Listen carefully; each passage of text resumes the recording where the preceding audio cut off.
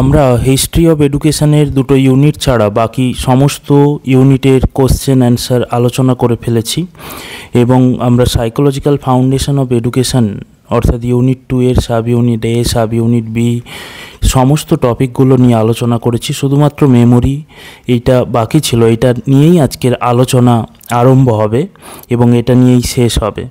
আজকের এই আলোচনাতে 20টি খুব ইম্পর্টেন্ট প্রশ্ন রয়েছে মেমোরি থেকে, যেগুলো তোমরা যদি শেষ পর্যন্ত দেখো সেখান থেকে অনেক কিছু শিখতে পারবে এবং তোমাদের পরীক্ষায় প্রশ্ন আসলে অনেকখানি সুবিধা হবে।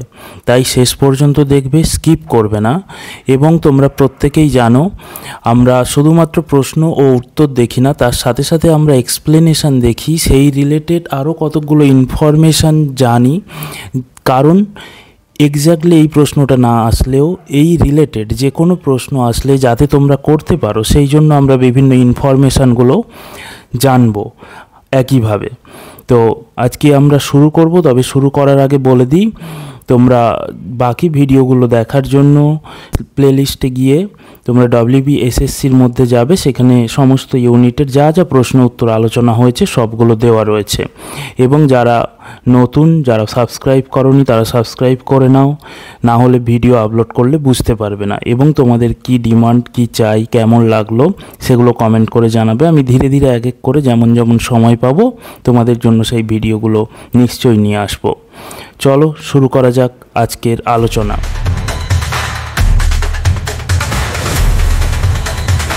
আজকের প্রথম প্রশ্ন, স্মরণ প্রক্রিয়া বা প্রসেস অফ মেমোরাইজেশনের সঠিক পর্যায়ক্রম কোনটি? শিখন, পুনরুদ্রেক, ধারণ, প্রত্যভিজ্ঞা। শিখন, ধারণ, পুনরুদ্রেক, প্রত্যভিজ্ঞা। ধারণ, শিখন, পুনরুদ্রেক, প্রত্যভিজ্ঞা। শিখন, ধারণ, প্রত্যভিজ্ঞা, পুনরুদ্রেক। কোনটা সঠিক? সঠিক পর্যায়ক্রম কোনটা? এই ধরনের প্রশ্ন কিন্তু আসতেই পারে, আমরা ইগনোর করি, ঠিক করে পর্যায়ক্রমগুলো মনে রাখি না। পরীক্ষার হলে আমাদের মনে হয় একটুর জন্য ভুল হয়ে গেলো, আমি জানতাম অপশানটা ভুল হয়ে গেল। তাই এই জিনিসগুলো সঠিকভাবে মনে রাখা খুব প্রয়োজন। সঠিক উত্তর বলো। সঠিক উত্তর আমরা দেখে নেব।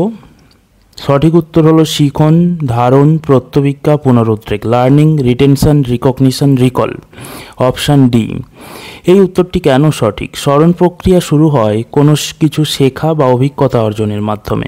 এরপর সেই অর্জিত জ্ঞান বা অভিজ্ঞতা মস্তিষ্কে ছাপ বা স্মৃতিচিহ্ন হিসেবে সঞ্চিত হয়, যাকে ধারণ বা সংরক্ষণ বলে। পরবর্তীতে সংরক্ষিত তথ্যকে চিনে নেওয়ার প্রক্রিয়াকে প্রত্যভিজ্ঞা এবং কোনো সাহায্য ছাড়াই মনে করার প্রক্রিয়াকে পুনরুদ্রেক বলা হয়। এই ক্রমটি মনোবিজ্ঞানে স্বীকৃত। যদিও প্রত্যভিজ্ঞা ও পুনরুদ্রেক উভয়ই পুনরুৎপাদনের অংশ, তবে এই নির্দিষ্ট ক্রমে সাজানোটি সর্বাধিক গ্রহণযোগ্য। তো আমরা এইভাবে কিন্তু প্রত্যেকটা প্রশ্নের ডিটেলস জেনে নেব, যাতে সেখান থেকে যে কোনো প্রশ্ন আসলে আমরা করতে পারি। এখান থেকে প্রত্যভিজ্ঞা, পুনরুদ্রেক কার অন্তর্গত? পুনরুৎপাদনের অন্তর্গত, এটা জানলাম। পুনরুদ্রেক কোনো কিছুর সাহায্য ছাড়াই মনে করা, যেমন আবৃত্তি বলা, কোনো কিছু স্মরণ করা। প্রত্যভিজ্ঞা কি? চিনে নেওয়া, কোনো ক্লু থেকে সেটাকে চিনে নেওয়া, সেটা হচ্ছে প্রত্যভিজ্ঞা। পরের প্রশ্ন, অ্যাটকিনসন ও শিফরিন দ্বারা প্রস্তাবিত স্মৃতির মডেলে কয়টি ভাণ্ডার বা স্টোরের কথা বলা হয়েছে? অ্যাটকিনসন ও শিফরিন দ্বারা প্রস্তাবিত স্মৃতির মডেলে কয়টি ভাণ্ডার বা স্টোরের কথা বলা হয়েছে? 2টি, 3টি, 4টি, 1টি। কোনটা ঠিক? অ্যাটকিনসন ও শিফরিন দ্বারা প্রস্তাবিত স্মৃতির মডেলে কয়টি ভাণ্ডার বা স্টোরের কথা বলা হয়েছে? 2টি, 3টি, 4টি, 1টি। কোনটা ঠিক? দেখে নিই সঠিক উত্তর কি। সঠিক উত্তর হলো 3টি। অ্যাটকিনসন ও শিফরিনের স্টোরেজ অ্যান্ড ট্রান্সফার মডেলে 3টি পৃথক স্মৃতি ভাণ্ডারের কথা বলা হয়েছে। এগুলি হলো সংবেদী ভাণ্ডার বা সেন্সারি স্টোর, যেখানে ইন্দ্রিয় দ্বারা গৃহীত তথ্য 1 সেকেন্ডেরও কম সময়ের জন্য থাকে, সেটাকে বলা হচ্ছে সেন্সারি স্টোর। মনে রাখবে, শুধুমাত্র সেন্সারি স্টোর থেকে প্রশ্ন এলে তখন এই জিনিসটা কাজে লাগবে। স্বল্পমেয়াদী ভাণ্ডার বা শর্ট টার্ম স্টোর কি? যেখানে তথ্য প্রায় 20 থেকে 30 সেকেন্ড পর্যন্ত থাকতে পারে এবং এটিকে ওয়ার্কিং মেমোরিও বলা হয়। তাহলে ওয়ার্কিং মেমোরির সময়সীমা কত? 20 থেকে 30 সেকেন্ড। দীর্ঘমেয়াদী ভাণ্ডার, যেখানে তথ্য প্রায় স্থায়ীভাবে সঞ্চিত থাকে। পরের প্রশ্ন, ক্রেইক ও লকহার্টের লেভেলস অফ প্রসেসিং মডেল অনুযায়ী কোনো তথ্যকে ভালোভাবে মনে রাখার জন্য কোন স্তরের প্রক্রিয়াকরণ প্রয়োজন? ক্রেইক ও লকহার্টের লেভেলস অফ প্রসেসিং মডেল অনুযায়ী কোনো তথ্যকে ভালোভাবে মনে রাখার জন্য কোন স্তরের প্রক্রিয়াকরণ প্রয়োজন? অগভীর প্রক্রিয়াকরণ, মধ্যম প্রক্রিয়াকরণ, গভীর প্রক্রিয়াকরণ, ধ্বনিগত প্রক্রিয়াকরণ। কোনটা ঠিক? দেখে নিই সঠিক উত্তর কি। সঠিক উত্তর হলো গভীর প্রক্রিয়াকরণ। ক্রেইক এবং লকহার্টের মডেল অনুযায়ী স্মৃতির স্থায়িত্ব নির্ভর করে তথ্যটি কতটা গভীরভাবে প্রক্রিয়াকরণ করা হচ্ছে তার ওপর। গভীর প্রক্রিয়াকরণ বলতে তথ্যের কাঠামোগত বা ধ্বনিগত দিকের চেয়ে তার অর্থ এবং প্রাসঙ্গিকতার উপর বেশি মনোযোগ দেওয়াকে বোঝায়। তথ্য যত অর্থপূর্ণ ও গভীরভাবে প্রক্রিয়াজাত হবে তা তত ভালোভাবে মনে থাকবে। অগভীর প্রক্রিয়াকরণ যেমন শব্দের অক্ষর বড় না ছোট হাতের তা দেখা, বা ধ্বনিগত প্রক্রিয়াকরণ শব্দটি কিসের সাথে ছন্দে মেলে তা দেখা স্মৃতিতে দুর্বল ছাপ ফেলে। পরের প্রশ্ন, স্বল্পমেয়াদী স্মৃতিতে কোনো তথ্য পুনরাবৃত্তি না করলে সাধারণত কতক্ষণ স্থায়ী হয়? স্বল্পমেয়াদী স্মৃতিতে কোনো তথ্য পুনরাবৃত্তি না করলে সাধারণত কতক্ষণ স্থায়ী হয়? খুব ইম্পর্টেন্ট প্রশ্ন। 1 সেকেন্ডের কম, প্রায় 30 সেকেন্ড পর্যন্ত, কয়েক মিনিট স্থায়ীভাবে। কোনটা ঠিক? 1 সেকেন্ডের কম, প্রায় 30 সেকেন্ড পর্যন্ত, কয়েক মিনিট স্থায়ীভাবে। দেখে নিই সঠিক উত্তর। সঠিক উত্তর হলো প্রায় 30 সেকেন্ড পর্যন্ত। স্বল্পমেয়াদী স্মৃতির ধারণ ক্ষমতা ও সময়কাল উভয়ই সীমিত। যদি কোনো তথ্যকে বারবার পুনরাবৃত্তি বা অনুশীলন না করা হয় তবে সেটি সাধারণত 20 থেকে 30 সেকেন্ডের মধ্যে বিলুপ্ত হয়ে যায়। পুনরাবৃত্তির মাধ্যমে এই সময়কাল বাড়ানো সম্ভব। 1 সেকেন্ডের কম সময়কাল হলো সংবেদী স্মৃতির বৈশিষ্ট্য, স্বল্পমেয়াদী স্মৃতির নয়। পরের প্রশ্ন, কোনো ব্যক্তির জীবনে নির্দিষ্ট ঘটনা বা পর্ব সম্পর্কিত স্মৃতিকে কি বলা হয়? কোনো ব্যক্তির জীবনে নির্দিষ্ট ঘটনা বা পর্ব সম্পর্কিত স্মৃতিকে কি বলা হয়? শব্দার্থিক স্মৃতি, পদ্ধতিগত স্মৃতি, প্রাসঙ্গিক স্মৃতি বা ঘটনামূলক স্মৃতি, আলোকচিত্রবৎ স্মৃতি, semantic memory, procedural memory, episodic memory, photographic memory. কোনটা ঠিক? সঠিক উত্তর হলো প্রাসঙ্গিক স্মৃতি বা ঘটনামূলক স্মৃতি, এপিসোডিক মেমোরি। এপিসোডিক বা ঘটনামূলক স্মৃতি হলো আমাদের ব্যক্তিগত অভিজ্ঞতার ভাণ্ডার। এটি আমাদের জীবনের বিভিন্ন ঘটনা যেমন জন্মদিনের উৎসব, প্রথম দিনের স্কুল, কোনো ভ্রমণ ইত্যাদির স্মৃতি ধারণ করে। এই স্মৃতি সময় ও স্থানের প্রেক্ষাপটে সংগঠিত থাকে এবং এটি অত্যন্ত ব্যক্তিগত। শব্দার্থিক স্মৃতি কি? এটি সাধারণ জ্ঞান, সূত্র এবং শব্দের অর্থ সম্পর্কিত স্মৃতি, যেমন ভারতের রাজধানীর নাম। এটি ব্যক্তিগত অভিজ্ঞতার উপর নির্ভরশীল নয়। পরের প্রশ্ন দেখে নিই। স্মৃতি, কোনো দৃশ্যকে ছবির মতো নিখুঁতভাবে মনে রাখার ক্ষমতাকে কি বলা হয়? ইডেটিক ইমেজারি, শব্দার্থিক স্মৃতি, পরাবাস্তব স্মৃতি, স্বল্পমেয়াদী স্মৃতি। কোনটা ঠিক? Eidetic imagery, semantic memory, paranormal memory, short term memory. সঠিক উত্তর কি বলো? সঠিক উত্তর হলো ইডেটিক ইমেজারি। যে বিশেষ ধরনের স্মৃতিশক্তির মাধ্যমে কোনো ব্যক্তি একটি দৃশ্যকে সরিয়ে নেওয়ার পরেও তার পুঙ্খানুপুঙ্খ বিবরণ ছবির মতো স্পষ্ট দেখতে বা মনে করতে পারে তাকে প্রযুক্তিগতভাবে ইডেটিক ইমেজারি বলা হয়। সাধারণ ভাষায় একে ফটোগ্রাফিক মেমোরিও বলা হয়। এই ক্ষমতা অত্যন্ত বিরল। পরের প্রশ্ন, এবিংহাউসের বিস্তৃতির রেখা থেকে কি সিদ্ধান্তে আসা যায়? এবিংহাউসের বিস্তৃতির রেখা বা কার্ভ অফ ফরগেটিং থেকে কি সিদ্ধান্তে আসা যায়? সময়ের সাথে বিস্তৃতির হার কমে যায়। বিস্তৃতির হার প্রথমে দ্রুত হয় এবং পরে ধীরে ধীরে কমে আসে। আমরা যা শিখি তার কিছুই মনে রাখতে পারি না। বিস্তৃতি একটি সরল রৈখিক প্রক্রিয়া। কোনটা ঠিক? সঠিক উত্তর হলো বিস্তৃতির হার প্রথমে খুব দ্রুত হয় এবং পরে ধীরে ধীরে কমে আসে। হারম্যান এবিংহাউসের বিখ্যাত গবেষণা দেখায় যে কোনো কিছু শেখার পর বিস্তৃতির প্রক্রিয়াটি সবচেয়ে দ্রুত ঘটে প্রথম কয়েক ঘন্টা বা দিনের মধ্যে। এরপর সময়ের সাথে সাথে বিস্তৃতির হার ক্রমশ কমতে থাকে। অর্থাৎ যা ভুলে যাওয়ার তা প্রাথমিক পর্যায়েই বেশিরভাগ ভুলে যাওয়া হয় এবং বাকি তথ্য দীর্ঘ সময় ধরে স্মৃতিতে থেকে যায়। পরের প্রশ্ন, নতুন কিছু শেখার ফলে যদি পুরনো শেখা কোনো বিষয় মনে রাখতে অসুবিধা হয় তবে তাকে কি বলে? সক্রিয় প্রতিরোধ, পশ্চাৎমুখী প্রতিরোধ, অবদমন, স্মৃতিচিহ্নের অবক্ষয়, proactive inhibition, retroactive inhibition, repression, trace, decay, কোনটা ঠিক? দেখে নিই সঠিক উত্তর কি। সঠিক উত্তর হলো পশ্চাৎমুখী প্রতিরোধ, রেট্রোঅ্যাক্টিভ ইনহিবিশন। পশ্চাৎমুখী প্রতিরোধ ঘটে যখন নতুন শেখা তথ্য পুরনো স্মৃতির পুনরুদ্যোগের ক্ষেত্রে বাধা সৃষ্টি করে। রেট্রো কথাটির অর্থ পেছন দিকে। এখানে নতুন শিখন পেছন দিকে গিয়ে পুরনো শিখনের উপর নেতিবাচক প্রভাব ফেলে। যেমন প্রথমে ফরাসি ভাষা শেখার পর স্প্যানিশ ভাষা শিখলে পুরনো ফরাসি শব্দ মনে করতে অসুবিধা হতে পারে। পরের প্রশ্ন, বেদনাদায়ক বা অপ্রীতিকর স্মৃতিকে অচেতন মনে ঠেলে দেওয়ার প্রক্রিয়াকে মনোবিদ ফ্রয়েড কী বলেছেন? প্রতিরোধ, বিস্মৃতি, অবদমন, বিস্মরণ, ইনহিবিশন, ফরগেটিং, রিপ্রেশন, অ্যামেনসিয়া, কোনটা ঠিক? বেদনাদায়ক বা অপ্রীতিকর স্মৃতিকে অচেতন মনে ঠেলে দেওয়ার প্রক্রিয়াকে মনোবিদ ফ্রয়েড কী বলেছেন? প্রতিরোধ, বিস্মৃতি, অবদমন, বিস্মরণ, কোনটা ঠিক?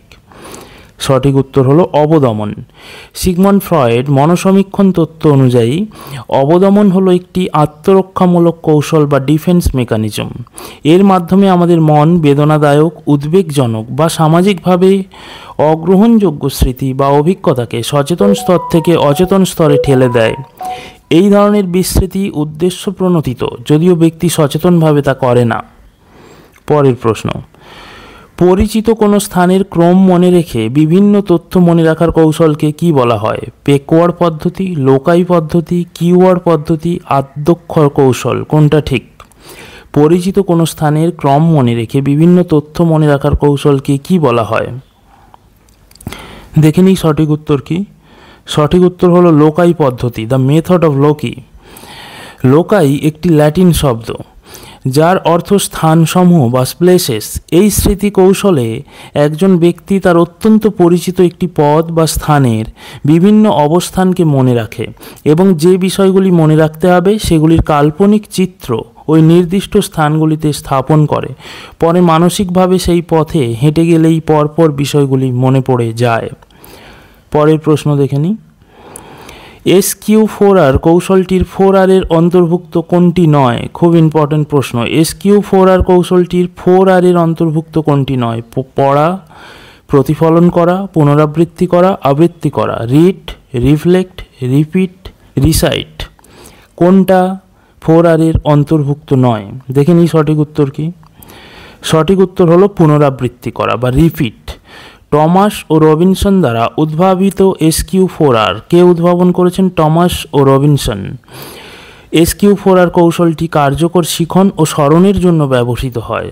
এর ধাপগুলি হল S ফর সার্ভে বা জরিপ, Q ফর কোশ্চেন বা প্রশ্ন, R1 মানে রিড বা পড়া, R2 4R আছে তাহলে 4টে R2 মানে রিফ্লেক্ট বা প্রতিফলন, R3 মানে রিসাইট বা আবৃত্তি, R4 মানে রিভিউ বা পর্যালোচনা।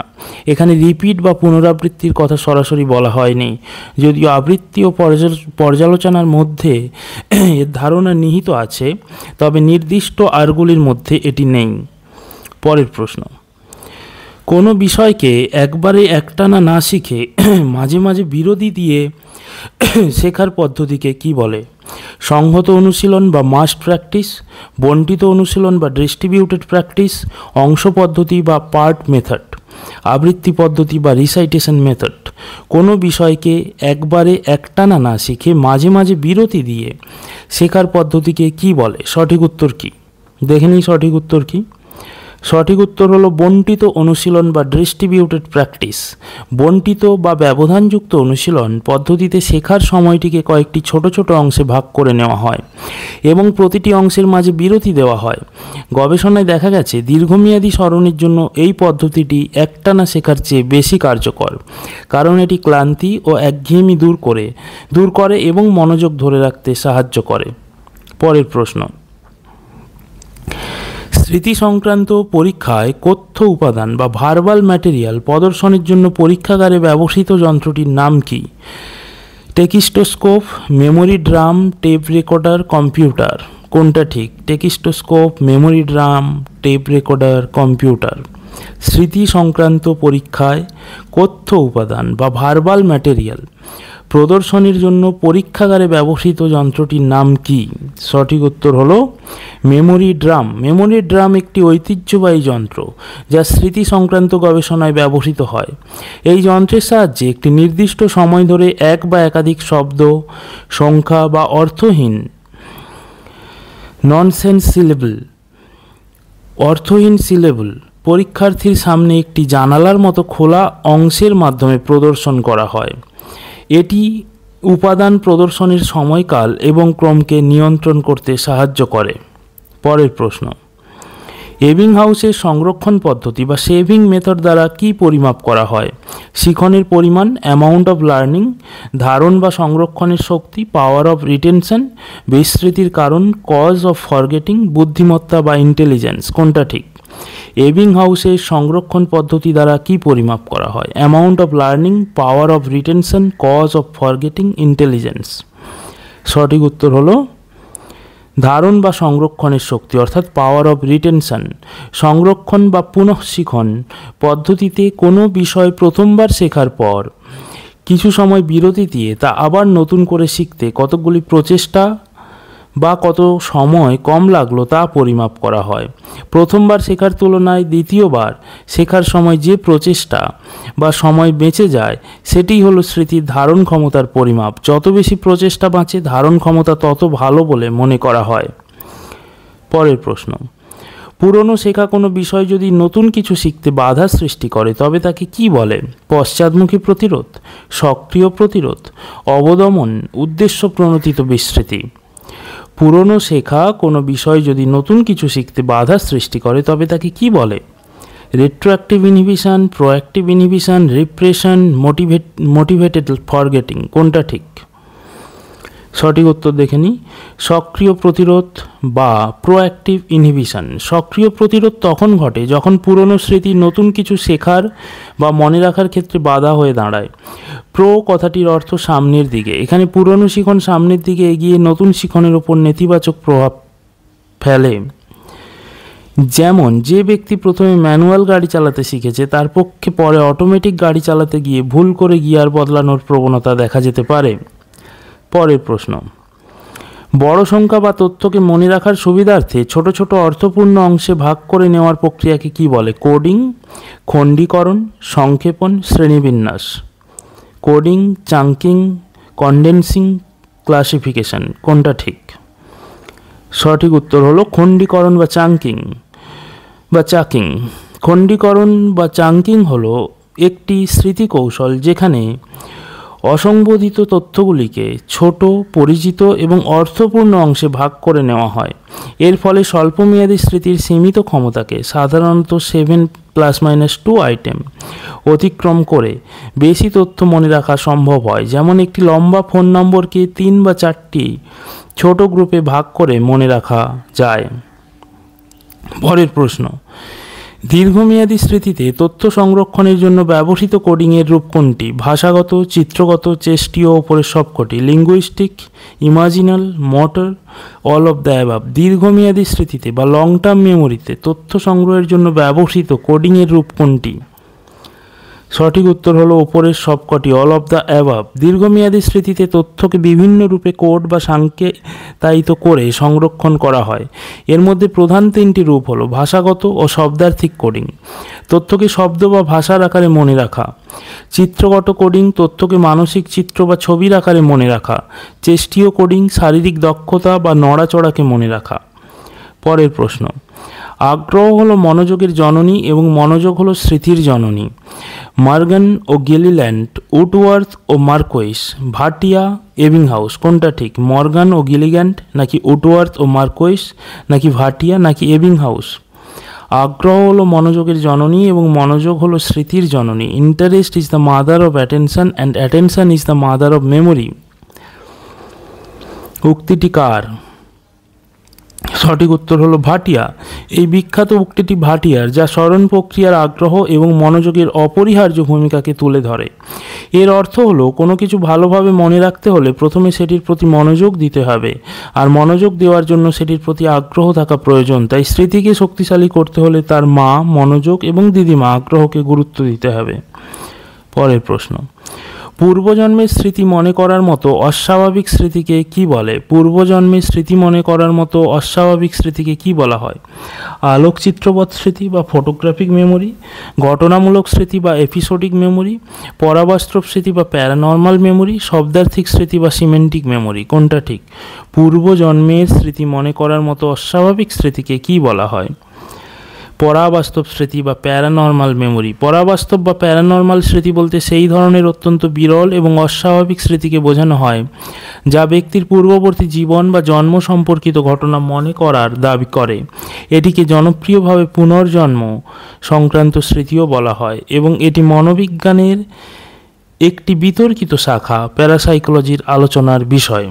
পরের প্রশ্ন, সময়ের সাথে সাথে স্মৃতির ছাপ বা স্মৃতিচিহ্ন দুর্বল হয়ে যাওয়ার কারণে বিস্মৃতি ঘটে, এই তত্ত্বটিকে কি বলা হয়?